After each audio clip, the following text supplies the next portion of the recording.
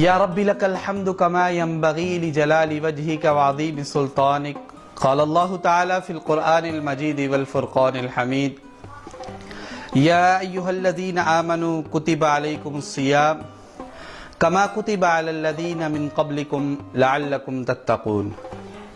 سامعین و ناظرین، رمضان المبارک ٹرانسمیشن کی آج کی اس ویڈیو میں روزے دار کی چند فضیلتوں کا تذکرہ آپ کے سامنے کروں گا۔ وہ فضیلتیں نبی مہربان صلی اللہ علیہ وسلم نے اپنی زبان نبوت سے ارشاد فرمائیں۔ سب سے پہلے نبی صلی اللہ علیہ وسلم نے فرمایا، اللہ تعالیٰ فرماتے ہیں کہ انسان روزہ میرے لیے رکھتا ہے اور اس کا اجر بھی میں اسے خود عطا فرماؤں گا۔ دوسرا، نبی صلی اللہ علیہ وسلم کا ارشاد ہے جس میں آپ نے فرمایا، روزے دار کو دو خوشیاں ملتی ہیں۔ پہلی خوشی انسان جب روزے کو افطار کرتا ہے اس وقت، اور دوسری خوشی جب وہ اللہ تعالیٰ سے ملے گا اور اللہ تعالیٰ اسے اس روزے کا اجر عطا فرمائیں گے۔ تیسری، نبی صلی اللہ علیہ وسلم نے فرمایا، جنت کے دروازوں میں سے ایک دروازے کا نام الریان ہے۔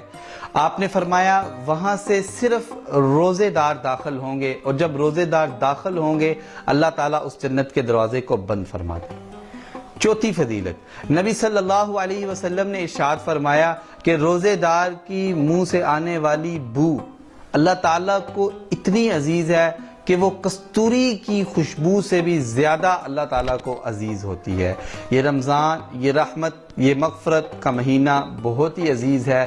اس میں روزے بھی رکھیں جس کی فضیلت بہت زیادہ ہے، اس میں قرآن بھی پڑھیں، اس میں صدقہ و خیرات بھی کریں، اس میں دیگر عبادات بھی اپنی خشوع و خضوع اور فقط اللہ کی رضا کے لیے کریں۔ اللہ تعالی ہم سے خوش ہو جائیں۔ میری اس ویڈیو کو لائک اور شیئر کیجئے، اور رمضان المبارک ٹرانسمیشن میں میرے ساتھ رہیے گا ہر روز ایک نئے پیغام کے ساتھ۔